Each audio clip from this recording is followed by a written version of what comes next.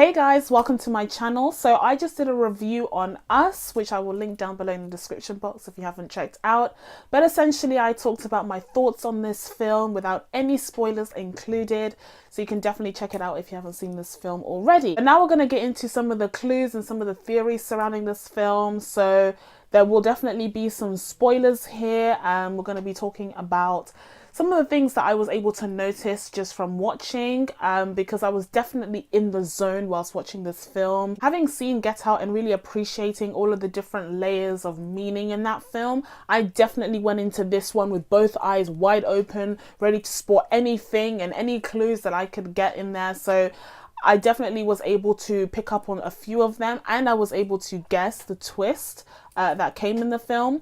But I will say that the twist still worked because there are definitely elements that I hadn't taken into account whilst I was working out what was going on, and it definitely added to the experience of the film overall. So without further ado, let's get into some of the clues and some of the explanations that I have been able to gather. This is by no means an exhaustive list because there are so many things you can get out of this one. This is just going to be a few things that I really wanted to highlight in this video. First off, the big twist is that Adelaide, who is the character that we are introduced to as an adult in the film, was actually the tethered one all along. So essentially what happened is that the real Adelaide wandered off into the Hall of Mirrors and was abducted by the tethered version, who basically took over her life and kept her in the underground society that the Tethereds had developed for themselves. Fake Adelaide was able to build a whole life for herself. She developed her dancing skills and was able to read and write after some training. So when Adelaide's mother in the psychologist's office said, "I just want my daughter back,"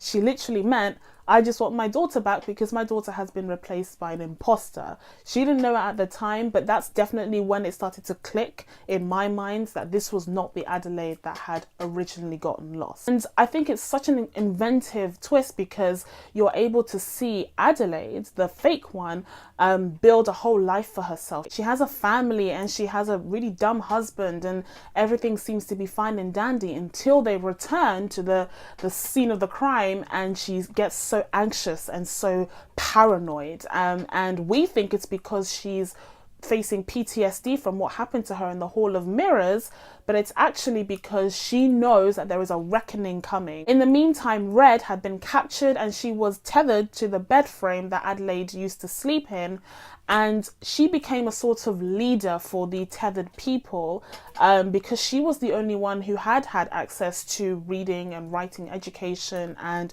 any type of skill that could be learnt in the real world. And so she became their de facto leader, and she had been filled with this vengefulness and this anger for what had happened.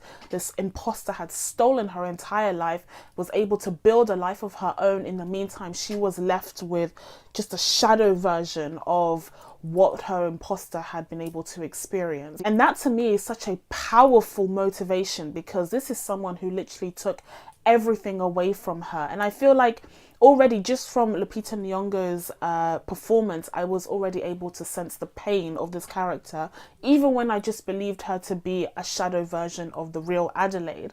But actually learning that it is the real Adelaide just adds so many levels to that, because this is someone who had everything, who perhaps didn't have the best childhood. Her father is shown to be somewhat of perhaps an alcoholic who was a bit troublesome. But she definitely had that support system there because both parents were in there in that psychiatrist's office and they wanted the best for her. But that was all robbed from her that moment that she stepped into the Hall of Mirrors. So the motivation is just amped up by 1,000 because this is someone who had it all and then it got taken away from her by someone who looks just like her. When Red first makes an appearance in the house and she's explaining the backstory behind the family, her voice is croaky and deep, and you later realize it's because the fake Adelaide had strangled her as a child, therefore damaging her voice box, and she was never able to repair that because they were just stuck in the underground facility with no real help and no real guidance. So everything just makes sense in this film, and when you look at it from that perspective. And also when she tells Adelaide to tether herself to the table, it reflects when she was tethered to the bed whilst Adelaide went off and lived her life. And on a side note, there's an interesting bit of symmetry when Adelaide herself gets tied up to the bed in the Tyler's household, presumably using the very same cuffs that she used on Red. Like I said, my suspicions were raised on the twist of this film when Adelaide was in the psychiatrist's office and her mother was saying, I just want my daughter back. And she seemed so emotionless and soulless. Then I realized that Red was the only one of the tethered able to speak. Even though her voice was croaky and very disturbing, and Lupita Nyong'o, again, her performance is just phenomenal in that scene. She was definitely the only one with a voice, at least, and was able to articulate sentences despite the struggles. But there were several signs that showed me that Adelaide wasn't quite right. Firstly, at the beginning in the car, when they're listening to this music and she's clicking her fingers to the beat, and I noticed this in the trailer and I thought I was going insane, but the way that she was clicking her fingers was completely off. It wasn't to the beat at all. That kind of created a sense of eeriness that disturbs the overall very friendly and breezy family scene. And then later on, when they're going around killing all of the tethered, she makes these grunting noises that are very reminiscent of what the tethered people themselves sound like. So that was another clue. And also she just seemed to enjoy the killing far too much for her to just be the average mum. So that kind of told me as well, like, this person is not with it. But it did kind of throw me off a bit when there was a scene in the car where all of the family members are kind of bragging about their kill counts. And that's when I kind of started thinking, are they all a bit psycho? Because at first I was like, okay, something's definitely up with Lupita's character, Adelaide. But then they were all kind of so blasé about the fact that they had just killed people who looked exactly like them. And that's what kind of threw me off the scent a bit. And also Adelaide took a lot of pity on the tethered children when they were killed off. So when Umbre died, when the car was crashed into her, Adelaide went out of the car and she saw her in her last moments. Or when Umbre was getting burned by the flames, she definitely felt that pity. That moment of pity is what Red took advantage of when she took the sun. There's also a few Easter eggs in the film that kind of allude to the overall themes of the story. So for example, young Adelaide walks into the Hall of Mirrors, and I consider that to be kind of a nod to the Twilight episode that Jordan Peele was inspired by, which is called Mirror Image. And then there's also the fact that the girl is wearing the Thriller t-shirt at the beginning, and at the end of that music video, Michael Jackson is revealed to be one of the zombies. So it's kind of like Adelaide was the actual zombie. There's also the reoccurrence of the Jeremiah 11:11 Bible verse, which I definitely noted. And the number 11:11 also makes several appearances in the sports game. I don't know what sport they were playing, but it was tied at 11:11, and the sun at one point weirdly points out how the time is also 11:11. And my friend noted that the license plate of the ambulance that they're in at the very end also had 11:11 on it. And it's definitely a reoccurring motif in the film that relates to the Bible verse. The meaning of the verse itself is definitely something that may connect to the themes of the film, which we'll be discussing in a second. But I also wanted to go through the overall characterizations of some of the other family members. Abe has an evil counterpart called Abraham, who doesn't really play a huge factor in the film. He's just kind of a huge doofus. Gabe himself doesn't seem like the sharpest tool in the box, and so him and Adelaide very much contrast each other in that sense. As a result, the tethered version of the character mainly just acts as muscle to act as a counterpart to Gabe. In terms of Zora's counterpart, I think she is a very significant character because she definitely has a lot of malice inside of her, a lot of pure evil inside of her, which is really interesting. And it's noted at the beginning of the film that Zora hasn't really been practicing her running. She was on the track team and she's very talented, but she's kind of given up on that as a hobby, and so she hasn't quite been utilizing the talents that she has. But in contrast, Umbre very much has been utilizing that talent. You can see her stretching before she starts chasing after Zora. She's definitely very familiar with the track practices and exercises. And it's a very interesting contrast there where she's clearly very focused and motivated as opposed to Zora, who seemed very much distracted by her phone. The son is a surprisingly very interesting character because whilst I didn't really think much of him as a character initially, as the story went on, I started to see a few things that made me think perhaps he's not quite as human as the other family members. So I feel like his fixation on his magic trick, the fire trick, which may or may not have led to his counterpart Pluto's disfigurement, I feel like those aspects to his personality, the fact that Pluto very much mirrors everything that he does in that closet space, the fact that he's quite quiet, not as articulate as his sister, not as sharp as his sister, and fixates on certain things like the time, for example. I felt like that was a kind of interesting character that seemed a bit off throughout the film, and it's only when everything came together and at the very end he's holding that rabbit that made me realize perhaps he knows a bit more than he's letting on. I think it's possible that Adelaide's genes may have affected him more than it affected his sister, and I think that perhaps he's more zombie than his sister is, and as a result that's why you're starting to see a few of those characteristics in him that you see in the other tethers. In terms of Pluto himself, he's definitely a very creepy and terrifying character. Someone in a YouTube comment mentioned, I can't remember who it was, but they said it's possible that as Jason was continuously trying to perform the magic trick, in the meantime Pluto was successfully setting the flame alight and burning his face as a result. And that to me is such a terrifying image, because it raises the issue of everything negative and everything horrific that happens to the characters upstairs basically happens to the characters downstairs. But it seems like not all of the characters have the same level of control over their tethers, and Jason definitely has a high level of control over Pluto. You see that in the finale where he steps backwards and Pluto mirrors his actions, but he ends up going into the flames and perishing. I also thought that Pluto's behavior very much mirrors a dog, with the way that he crouches down and the way he runs, the sounds that he makes, and the fact that Red is always kind of combing through his hair like he's a pet. There's also the fact that he's called Pluto, which I thought was a reference to the Disney character who's also a dog. But then it's also possible that he may be mirroring the actions of a rabbit instead, because they were only surrounded by rabbits in the facility. It would also explain the white mask, which is so creepy, but you could argue, I guess, that it kind of looks like a rabbit's face. I don't know. And then at the very end of the film, like I mentioned, Jason is holding on to that white rabbit and he gives a meaningful look to Adelaide, and it's kind of inferred that he definitely knows something is up.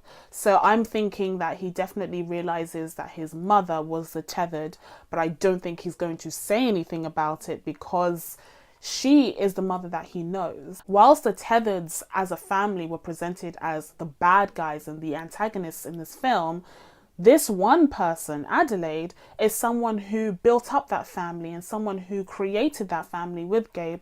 And so as a result, it makes sense that the son would feel a sense of loyalty to her and trust her, because she may have come into that life with malicious intent, but at the end of the day, she's built that life for herself. I think it definitely ends the film on a very mysterious, interesting note that answers a few questions, but not quite all of them. And now let's get into what I think all of this means and the theory behind the meaning of this film. I initially thought that the Tethers may have been representatives of marginalized groups, and the fact that they are living underground, they're not able to study, they're not able to interact with other people, they have limited resources to them, they are only able to eat rabbits.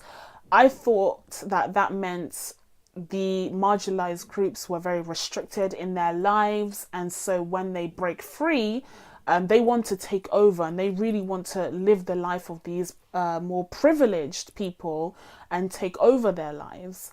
That's kind of the level that I was at. Then I did a bit more research, and I think the popular theory is that they're not just marginalized groups in general. They represent poor people and oppressed people, people who don't have access to resources. And so as a result, they're not able to thrive in their life. And that's a really interesting point, because when you take a look at Adelaide, the fake Adelaide, she is able to get out of that situation and able to make a family for herself and create a whole life for herself. In the meantime, Red is restricted in her existence and she isn't able to learn new vocabulary. She's not able to get further education. Notably, the facility even had a room that looked like a classroom, which was where Adelaide and Red were kind of talking. My theory is that because the government program shut down because it was seen as a failure, these tethered people were never able to truly thrive and get the education that they needed in order to get up into the real world. And so as a result, they were very much restricted in their existence down in the tunnel. But because Red, the real Adelaide, was able to get some education, and before she was abducted, she ended up being their leader. So she was able to transcend the position that the tethered had been in, and that she became their de facto leader because of the privileges that she'd been exposed to before she had been abducted. And this is interesting because Red, when she was abducted, was just a young black girl who is part of a marginalized group in society, but because she was able to access those resources even from a troubled household that she did come from, she definitely prevailed over the poor and oppressed people that presumably the tethered are representing. And I also find it interesting how fake Adelaide, whilst living someone else's life, wasn't fully able to attain the full potential